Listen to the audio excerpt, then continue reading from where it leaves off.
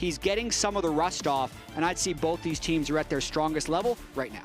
Yeah, absolutely. And I mean, it's going to be exciting to see, how HamBak can work with DARKWINGS. I think individually, HamBak has had some really great moments. Usually when things fall flat is where you can see, okay, there's some communication barriers here. DARKWINGS and HamBak aren't always on the same page. And huhi had told us in an interview that it was kind of 4 people speaking Korean and then DARKWINGS, speaking English, so that they were trying to move the team more towards communicating in English so that DARKWINGS could be more involved. So I think as that continues and as that improves, DARKWINGS will be more involved, and I think we'll see that mid-jungle duo look more coordinated. I think so, but that's a long process. That's not something that's going to get fixed week over week. Interesting development and pick bans here. So with the Azir ban, it's not possible to have the Orianna Azir trade, but at least it's possible to disrupt the Orianna Nocturne combo, and it would set up Callme to play something like Aurora or Akali to match into the Orianna, which I think we'll see on the 3rd pick. Yeah, exactly. Akali was the one that I was kind of thinking of. When you go Nocturne, you do want to have those dive buddies, obviously, to fly in with them. Ambessa going to be locked in, so Ambessa we're expecting to be up there for Castle. HamBak could go for the Pantheon, point and click. Obviously, decent ball delivery system, but Knockwave is kind of that prime one, and that is a big reason why we saw that taken away. Neeko support also really rises, I think, in priority when you do have that Nocturne. It's also really strong in the 2v2, but when you can turn off the lights, it's so hard to mark these flanks. So I do think Sentinels may want to take away the Neeko. It's a good pick for huhi, and you just can't really give that over to Lyonz. Otherwise, you're probably having a losing 2v2 bot, and you're going to have to deal with it in the 5v5. Absolutely agreed, but we do see the Akali as we expected there. It's likely that Aatrox isn't a jungle Aatrox, although it could be, but I would imagine that Impact has taken that to match into the Ambessa, which is what Castle's going to be taking the top lane. So just waiting now for these next set of bans. Yeah, nothing too surprising in the first 3 picks. We definitely have, from a personality perspective, we have a dive comp for DSG. All 3 of the champions go in, which makes me think they're going to want to try and put Rahel on something that's not very safe. Yeah. So sometimes you'd see like a Xayah or an Ezreal ban, but another thing we need to point out is that Kai'Sa is just really good for both of these AD carries, so I'm expecting a pretty high priority on that pick as well.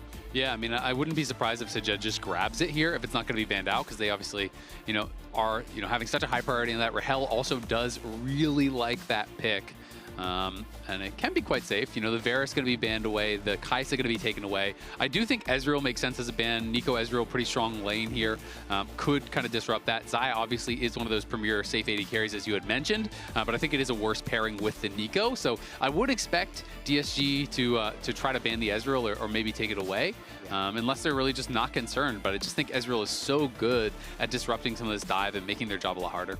Completely agree. The Kai'Sa ban made a lot of sense. They instead ban Yunara, which, again, I agree with you about the value of Ezreal into something like Akali, Ambessa, Nocturne. Sentinels would want to take that, but it makes me think that either DSG doesn't care or they're just going to pick it on 4. Yeah, exactly. I mean, if you're going to pick yourselves, then, hey, maybe that's not an issue. Yunara obviously has some safety, with the RE, is a relatively large dash, but still can be pretty vulnerable, and we know that there's not going to be like an Enchanter pairing alongside it. So I personally am a little bit surprised that they are worried about Yunara when they do have such an incredible comp for killing Yunara, but we will see. Traditionally with these kind of comps, you would expect it to be, hard engaged support, to be paired with this, things like the Nautilus, things like the Alistar and the Rel and the Rakan and so on. But we're going to have to see what they want to draft for. Ezreal would make a lot of sense. If you weren't going to ban it away, I think picking it away makes a lot of sense to deny that, because that just feels like the obvious choice alongside the Neeko. For sure. And it does seem like these teams are already very familiar with each other, from the Kai'Sa ban to even the Nami ban there by Sentinels to try and block the early Lucian Nami, and now Ezreal to try and make the safe AD carries that Sentinels could pick harder to access. So Jhin would be the natural choice. Xayah maybe, but since you're already pairing it with the Neeko rather than Rakan, I think Jhin is going to be what they end up locking in. Yeah, and I mean, Jhin is a strong laner. You can obviously teamfight from pretty far away just by using the ultimate, but not great at staying safe from this dive. But I think the thought process is kind of like, you can kind of start off the fights with your ultimate, try to be the ones proactively engaging, and if the Jhin dies, the Jhin dies. You still have a lot of power in the rest of the team. They do have some pretty consistent damage. If the Sion comes through, it would make it a jungle Aatrox here from HamBak, which would be fun to see. I'd love to see that. I do really feel like, awesome, we're going to see jungle Aatrox from HamBak. The players that have played the jungle Aatrox and Ambessa, I feel like have been very successful. Early on in the year, it's the more rookie junglers across the world that I feel like have picked these champions the most, because it's a little bit more of a solo queue style where you do need to prioritize your own income more. But I think it's very powerful. So it rounds out the composition very nicely there with the Sion. The Karma comes through on the side of Ezreal Karma to try and make sure they have that bot lane prio to play around Drakes, which has been the MO for both of these teams when they found success. So I like the switcheroo there to get the Aatrox jungle because I think it's a strong pick, but I really like what DSG has put together in this draft. Yeah, it is interesting. I mean, Aatrox obviously is quite popular in solo queue, and people do think pretty highly of it, but it hasn't done too well in competitive just yet in top 4 regions. Not a great win rate. Has a 33% win rate, so it hasn't been super successful, but is one of these picks that really can snowball. And I do think it's a good pick into what we have seen drafted from DSG, because you have access to always being hitting these 3 melee champions, and you're kind of expecting, all right, they're going to full send it on our Jhin, and then you want champions with a lot of power in the counter engage. You have the Orianna throwing out the shockwave. You're trying to fight through this Aatrox, because it's allowing the Aatrox to get so much damage down. So I think from that, going to be getting underway here. I can see that they have unpaused, and everyone kind of just chatting back and forth. Callme saying, Akali again, are you scared? And DARKWINGS is like, we'll see. So a little bit of banter back and forth between the teams as we finally get things underway here. Sentinels versus DSG kicking it off. I like the banter between DARKWINGS and Callme. If we remember that last series, DARKWINGS, when they lost, did have several deaths in the side lane, so he's got to make sure to improve upon that if they want to have a chance in this series. Absolutely. I mean, I think that is kind of the question. You know, even talking before the season started, some of the opposing teams' coaches were saying, you know, we're not so sure how Sentinels will do, because a lot of people feel like in League of Legends, in competitive, you have to have an incredible mid laner to really have success. And people weren't sure how quickly DARKWINGS would be able to develop. You know, would he be able to really hit the ground running and establish himself as a top-level mid laner? Because if he can, then people feel like Sentinels could end up being one of those very top-level teams. Yeah, I'd say he's had some really inconsistent performances. I'd say even last week, his Galio game was really strong, and that wouldn't even be something you'd think he'd be able to excel on. But Orianna would be absolutely in his wheelhouse for something you would expect him to be proficient at. Yep.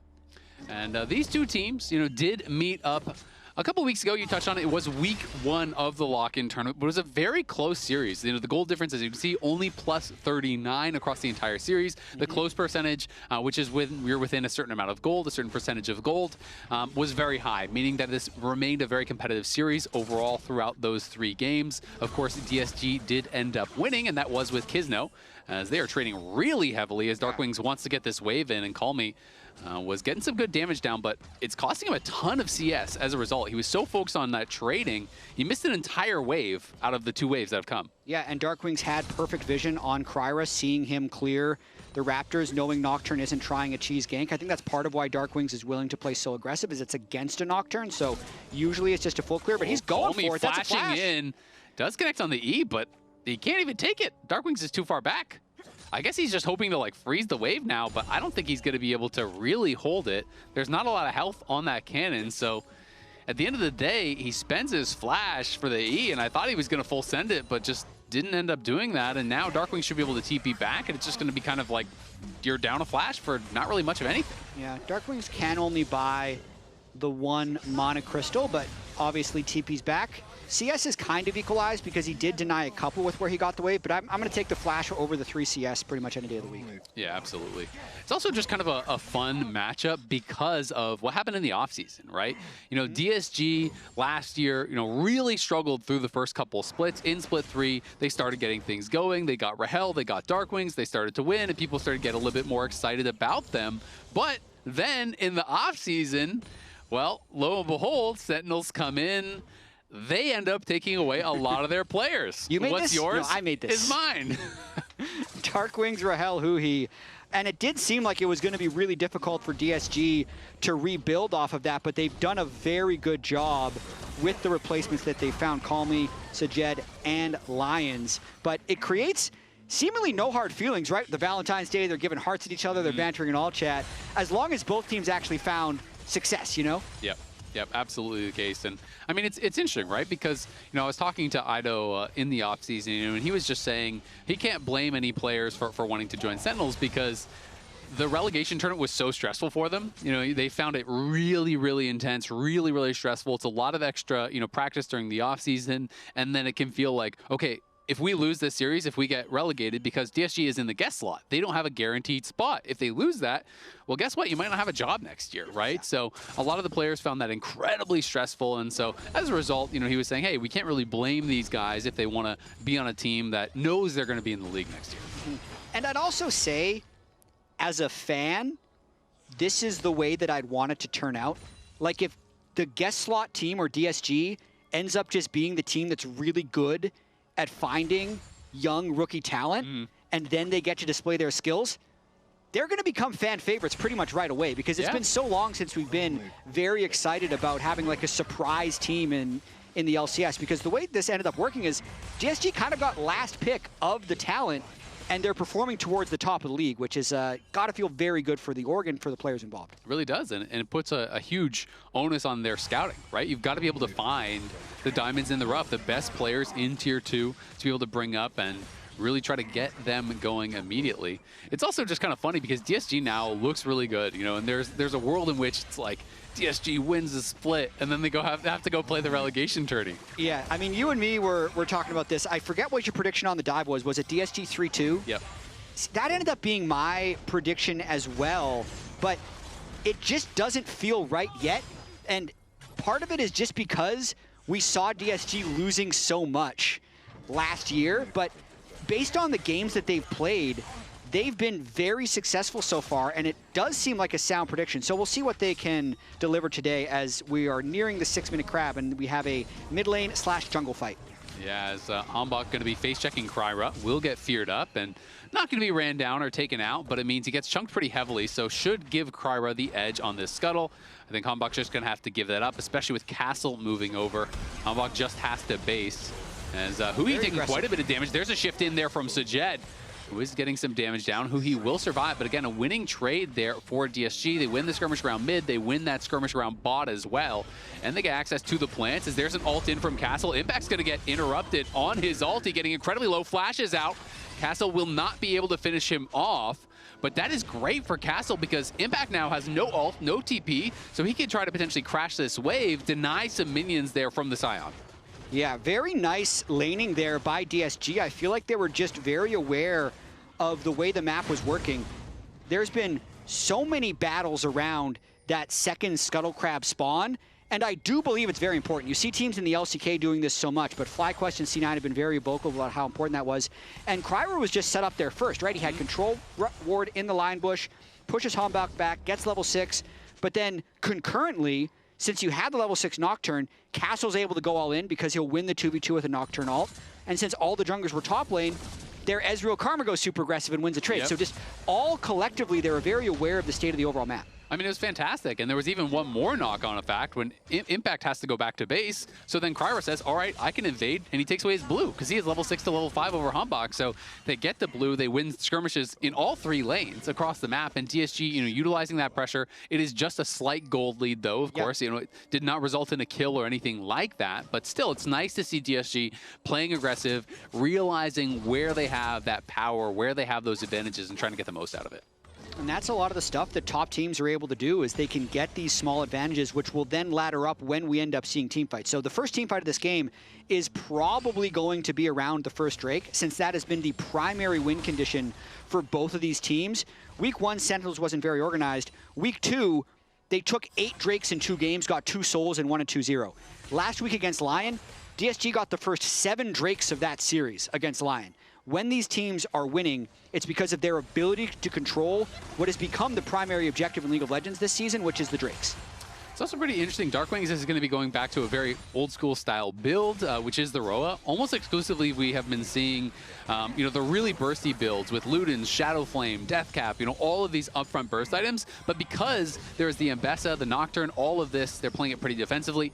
As HamBak trying to get in, DSG do have first move on this dragon. I don't think there's going to be a contest. Yeah. So, you know, DARKWINGS is going to be playing this much slower build. The Roa, a lot less burst, a lot longer to come online, but does give you that additional health and survivability. It's a good call out and a really well taken dragon by DSG right there, having the bot lane push, having the Nocturne ult threat. I think most importantly, having the inside track on mid lane as well. So if there's a fight, they'd be able to win. And also because DARKWINGS is going with this slower build, it also does make sense. He doesn't want to get one shot in the side waves, which was one of the dangers of picking a control mage into Akali. So Sentinel's definitely slow playing this a little bit.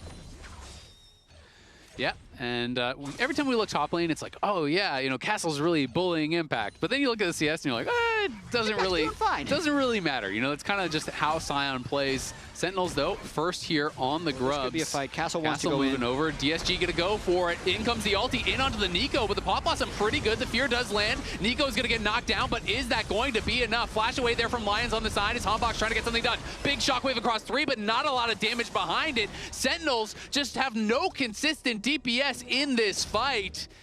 It's DARKWINGS on, you know, really just a catalyst. It's Neeko getting focused down. Jhin is still in the bot lane, so the more high damage comp from DSG really wins out despite the great shockwave. I'm really liking what I'm seeing out of this DSG team because they did all the small trades, and then when the fight happened, they also had just a slight numbers advantage. They were there a little bit sooner, and they attack the weakest target. So Kryber goes all in onto the support. Once the fear lands, that's when the Ambessa goes for the ultimate, so it's undodgeable there from the Neeko. Even though 2 people get hit by the shockwave, like what else is there actually in the fight? No one ends up falling below a quarter health, and they completely wipe Sentinels off the floor in that fight. Yeah, I can see Golden Glue looking pretty stressed by the results of that one. You know, it's a much slower build, but this was DSG last year. So this was DSG last year without Rahel, without DARKWINGS, you know, in the splits 1 and 2.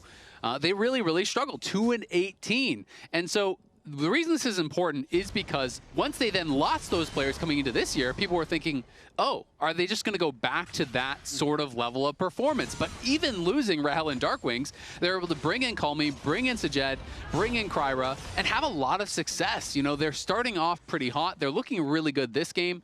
I think they just have a much stronger skirmishing comp, especially when DARKWINGS is going this slow scaling build. They don't have a lot of DPS in the early game, and if DSG can zero out one of their threats, well, you have no consistent damage. And they're playing just a very, I'd want to say, controlled game. 2 full item completions now in top jungle. We're going to have ultimate up again for Kryra in about 8 seconds. So if this river tries to be contested, he's just going to R again and go in for another kill. He's an incredibly strong Nocturne right now. Not to mention he's going to have fully upgraded Smite after the Scuttle.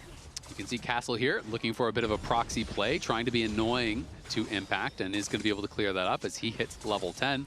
Callme just continuing to push in the gold lead now, almost up to 2K here for DSG, who wants to continue pushing the pace. They already did grab that first dragon, so expecting them to try to continue for that, as HamBak has just been waiting in this side, is going to look for Lyonz, can't connect on the EQ, unfortunately. Lyonz just backs it up, had no flash, so if that connected, then the Infernal Chains could be there, and could have potentially been a look. It could have been a look, but if we're thinking about how these compositions need to work, I'd say Sentinels is in a pretty difficult spot because the Aatrox is good when the Ambessa, Nocturne, Akali are trying to dive through them. The Aatrox is not good when he's trying to move into a Karma Ezreal. Like that gank has such a low chance of success. As Callme just gets some nice poke onto the Orianna. Send the ultis in. He flashes out, but doesn't get the distance. And now HamBak's in trouble as well here. Good spell shield there from Kryra. As Callme threatening, HamBak is going to go back in. There's the R2 forward. HamBak now pops the ulti. Huhi's coming over, but Castle has arrived first. The pop blossom comes down, but it is too late. Rahel going to join the fight, but Huhi's gone. Impact's in. Can Impact get a kill back? Looks like he might be able to finish off Callme, but Callme flashes away. Impact flashes to follow. Rahel getting some damage down. Castle could be in trouble. Kryra waiting around the edge. Nice follow-up there with the root. They get the shutdown. Now trying to flash out to safety, but he can't quite do it. Rahel in a lot of trouble. Kryra knocks him down. Lyonz has arrived, and Impact doesn't have the damage to finish them off. At the end of the day, DSG went out on the fight again. And that was with Sajed not being involved. The Ezreal's collecting plates on the bottom lane that entire time. This is becoming an incredibly one-sided game. That was a extended 4v5. All 5 members of Sentinels participated, but it begins with just a nice little trade from Callme. The Nocturne is close, and once enough poke lands, they just ult in. The flash doesn't clear the fear tether range, so it's a pretty easy kill for Kryra. And then why not just keep hitting back since the Ambessa has the first move, lands the R onto HamBak, finishes him up, and it's just because Sentinels isn't quite synced up. 3 people are dead by the time Impact arrives, so they salvage it a little bit, but it still becomes a disaster in the end. Yeah, I mean, that's the power of having the push. DSG has been so quick on these moves. As long as they knock down one of the carries early, which they've been able to do every time, Sentinels just doesn't seem to have the damage, and that fear not breaking the tether hurts. Golden Glue definitely seeing the writing on the wall for this game as it's getting more and more out of hand.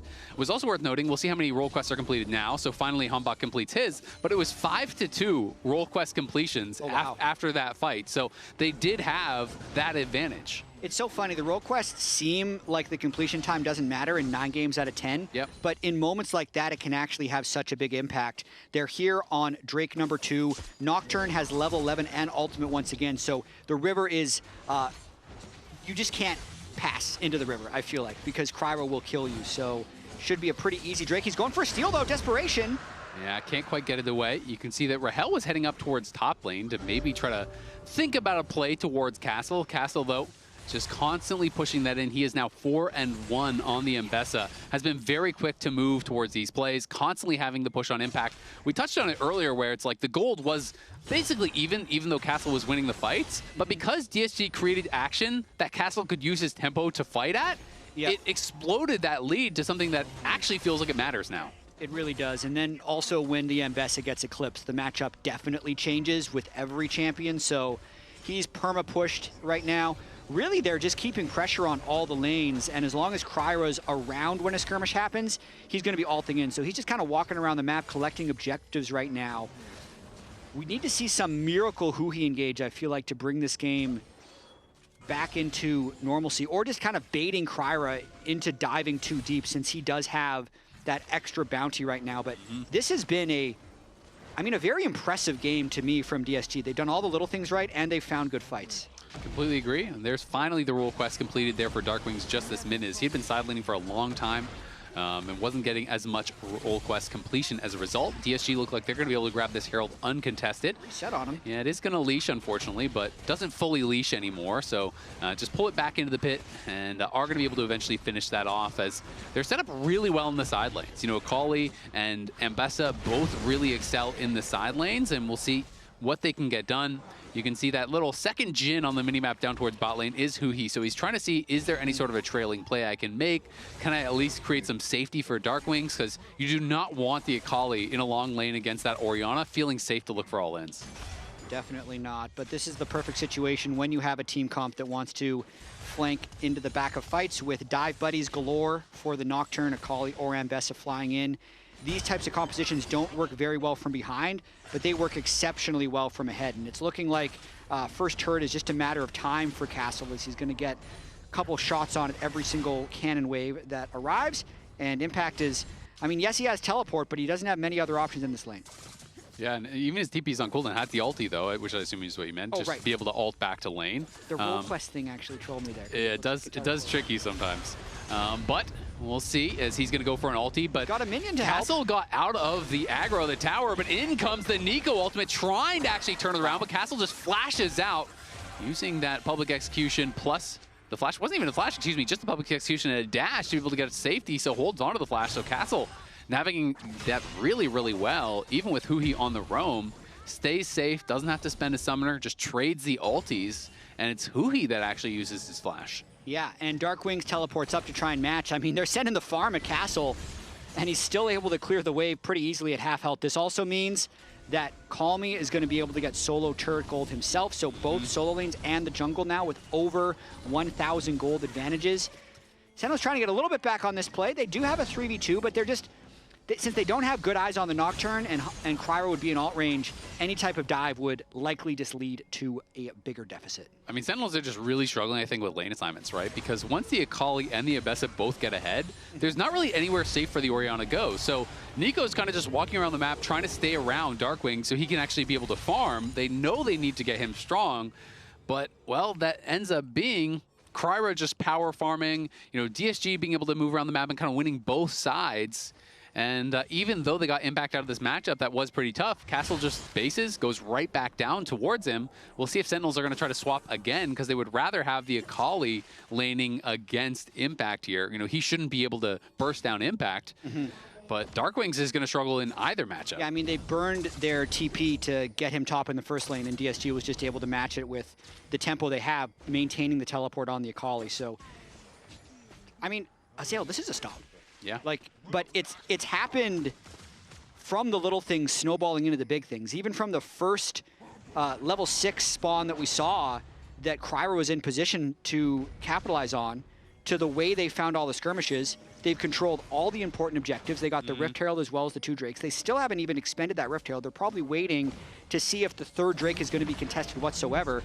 But with this gold deficit, like, are you really going to be contesting this Chem Drake in 22 seconds? No. Probably not. No, I think there's no shot. And I mean, I just think with their comp, they need multiple items on the Ori and the Aatrox to really have much of a threat. And Kryra is just power farming. Level edge. Yeah, he's up 2 levels.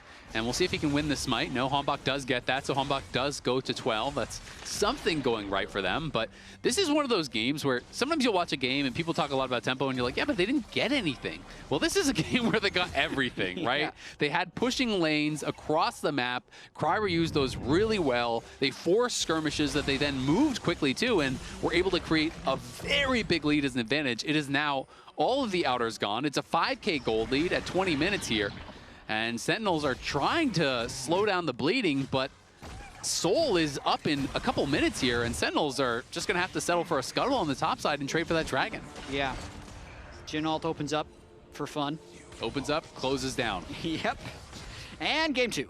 That's where it's going. The biggest disappointment for me in DSG this game is the fact that I have Sajed on my fantasy team, and he's yet to have a killer assist.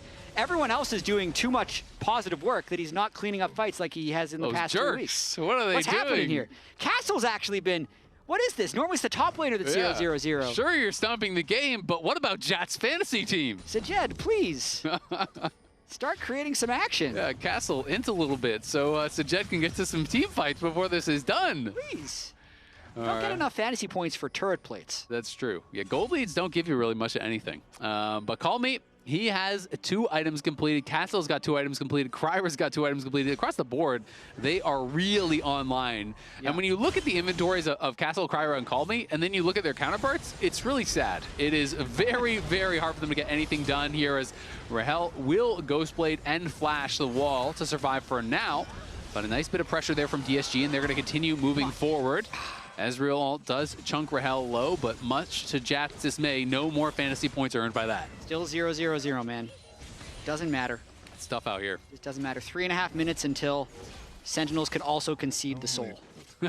That just, it seems like we're just waiting until DSG secure the most, like, lopsided victory we've seen from DSG. This is technically game 3 against Lion was more lopsided of a win for DSG, but that's because Lion was trying desperation plays to get back in it. But this is kind of what League of Legends, as they might get Castle.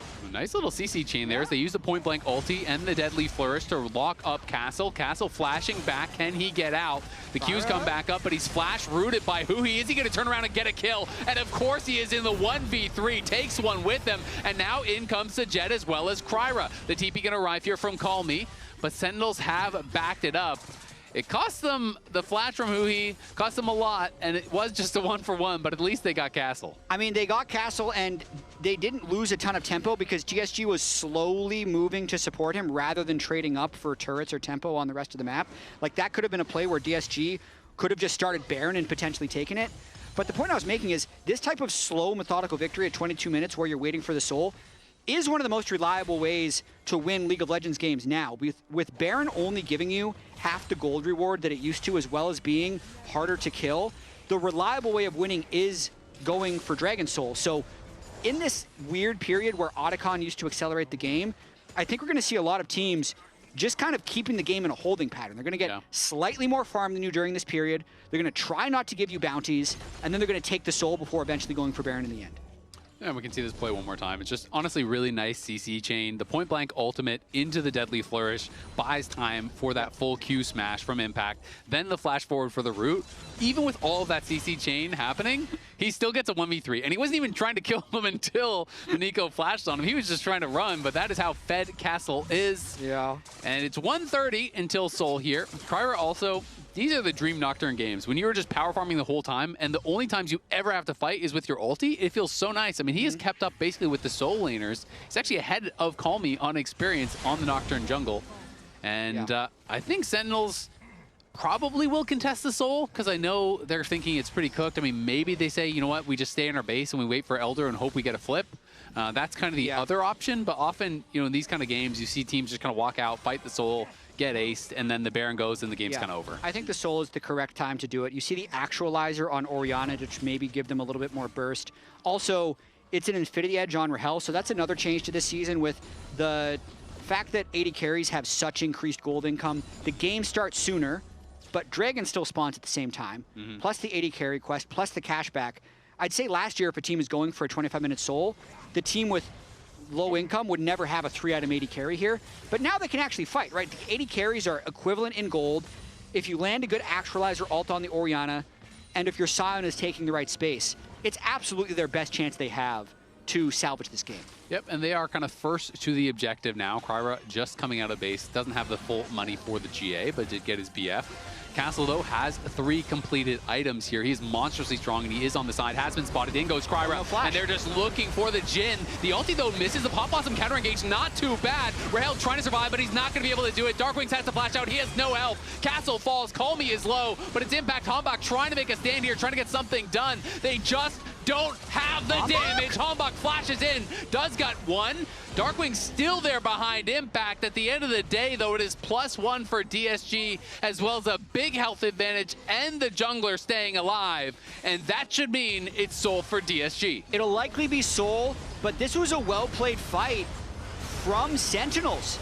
You can see the ultimate ends up landing on side, and the fact that everyone grouped up this much really benefits HamBak's Aatrox. He's not that fed, but he ends up almost at full health from all of the Aatrox healing he gets in this very close fight. Ends up finishing Callme at the very end of this. Nicely done before falling. ChemSoul does go over, though. Ends up being a little bit too little too late. But you could see Golden Glue thought, hey, maybe this is the time we clutch the game. They got a couple bounties out of it, not to mention this turret. So they're still barely involved in the game. DARKWINGS did stay up to grab that tower. Castle, though, hunting for him. It looks like he's actually able to walk out. I mean, that was a really good fight from Sentinels. If the gold is closer, they look really good in that fight. It could be team comp diff, right? Totally. I feel like Rahel actually played it quite well. The backstep to actually avoid the ult from Castle, otherwise he insta-dies, forced them to spend a lot more to actually finish off that Jhin, allowed him to get a little bit of damage out with that IE before he goes down. And Sentinels fought valiantly there, but the gold lead remains 5K, and now Jhin gonna get spotted out, has the flash, has to use it. As soon as that came back up, it is just gone again, and that is Kryra, level 16, has the GA completed, and a much shorter ultimate cooldown now with the rank 3. Yeah, really good ward there at Raptor Pit. Rahel was just trying to play safe, keep up farm. I was gonna say the only advantage they have now is that Rahel's flashes back up, and Kryra says, not anymore. Getting rid of that, and immediately starts up the Baron. Yep, starting up the Baron here, trying to force a fight. Kryra won't have his ulti, but we'll see if they can even get over to contest Sajed and Lyonz, trying to keep them away, as DSG will have to pull off. It would take them a long time to two-man that Baron. That is not Nazir or Kaisa or anything like that, but meanwhile, Callme is just pushing bot side, and no one was answering, so does get some more plates off that before Impact can get down and collect that wave. I'm really curious how DSG will play out the rest of this game. Currently, they're sitting in a 1-3-1. Another fight here. HamBak could be in some trouble. The Fear Tether is there. Castle ult over the wall. Shockwave does not get much done. Lyonz comes in, and they're going to lock down HamBak, who has no flash. HamBak fighting valiantly will fall to Castle. It's another kill from DSG. They have no hesitation on this, as almost Callme falls on the bot side to Impact, who narrowly does not take him down. The Seekers was not used, and Callme survives, and they're going to go right back to the Baron now. There's no jungler here. Sentinels will spot it out. They have no choice but to contest. Yeah, Akali's going to be able to teleport in. They might look for a flank engage from the Akali, but they have no ultimates other than Ezreal, so I think it's a little dangerous. Yeah, might play to trying finish. to look for an ulti. They're getting it low. Will they be able to finish it off? Pop Blossom across multiple members. Sajed goes out. They secure the Baron. Impact and Huhi in the middle of the pit. They're going to start falling here. DARKWINGS and Rahel trying to get some damage down, but they're being threatened on the side. And now Impact is just getting focused down by everyone. Flashes over the wall, tries to get out. Kryra going to ult into the backline. He's in onto Rahel. Rahel is feared up. Kryra can't quite finish him off. Now going to get shockwaved away. Rahel's still alive. Finally falls. Kryra doesn't even lose his GA as he heals back up with the passive auto. DSG crushing through this game, looking to be completely in form here for the lock-in playoffs. Looking really good. I'd say Chemsoul did a lot of work in that fight as they were sitting at low health, but just a very strong sequence of play. They kill the Aatrox, and they say, you know what? We're just gonna take whatever damage you throw at us, make sure we secure the Baron, and then we'll fight in the later 5v4, knowing that we have GAs and stopwatches and the Chemsoul, and they're just very confident in taking the extended fight. The same ultimate that they used to get the Aatrox dead immediately comes off cooldown, probably for a 1/10 of a second before Kryra uses it again. As you mentioned, doesn't even lose his GA. Absolutely crazy. Triumph procs coming in at just the right time, likely making this game out of reach. Yep, and you can see the look on Impact's face. He knows it. This one is definitely cooked. It is a 10,000 gold lead here. We may see Sentinels just try to come out and contest at that Elder Dragon, but 10K, Soul, Baron, DSG, full control start to finish, it feels like, on this one.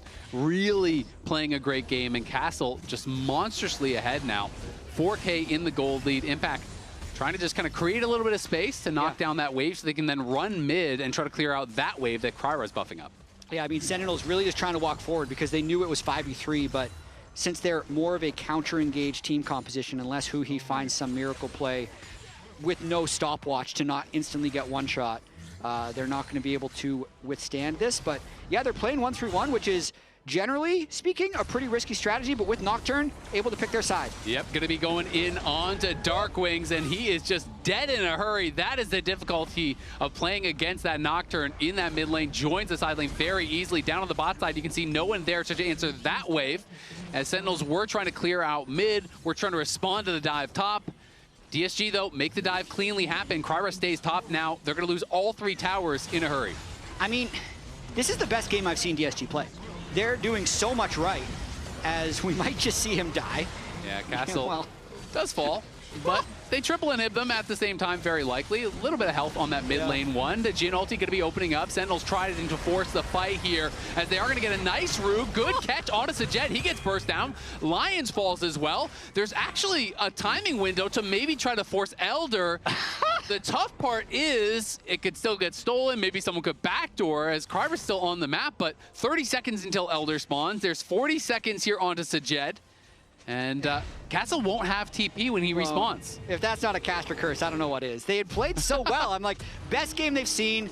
It was looking like one of the best games I've seen in LCS this split. It's not obviously not the fastest game, but just like the decisions they were making, the macro they were using. I know I Will Dominate compared Kryra to Inspired last week. I was really buying into that with the way they were moving around the map and his ult usage and just his timing all around the map. And then the team does that, and it's kind of like, okay, they're still working on things. They're still not as clean as they could be.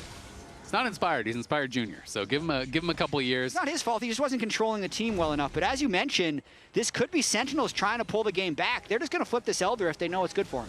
It's just, I don't know if they can kill it fast enough. Sajed has respawned. He's running out on the map. Going to try to just burst this down. We'll see if they can make it happen. In comes the engage. Kryra going into the backline onto Rahel. Kryra getting incredibly low, though. The Dragon getting pretty low here as well, as DARKWINGS is going to get knocked down by Callme. Callme as well as Castle just piling into the backline. huhi is down. DARKWINGS is down. Sentinels are looking like they are toast. As insult to injury, Kryra even grabs the Elder. They're going to finish him off. They're going to clean up the game. DSG looking like they are marching on the Nexus and going to be able to take a lead here in this best-of-5 series. They will strike first, and they will strike really dominantly here as they knock him down 32 minutes in. Soul, Elder, Baron, 20-8 in the kill score. They did it all, and they made it look good. They were really just fantasy point maxing. I think at the end of the day, that's a perfect way to pick up 5 extra kills at the Elder Drake. But game 1 of this best of 5 goes soundly in the favor of DSG. Spam chat to see who your player of the game is. Lounge, what do you think? What do we think? I think Crowder's looking pretty good. Yeah, me and Kobe are looking good with our And us, yeah. We're also looking good. You're looking good. Yeah, we're looking good, Kobe. There's just one game. It's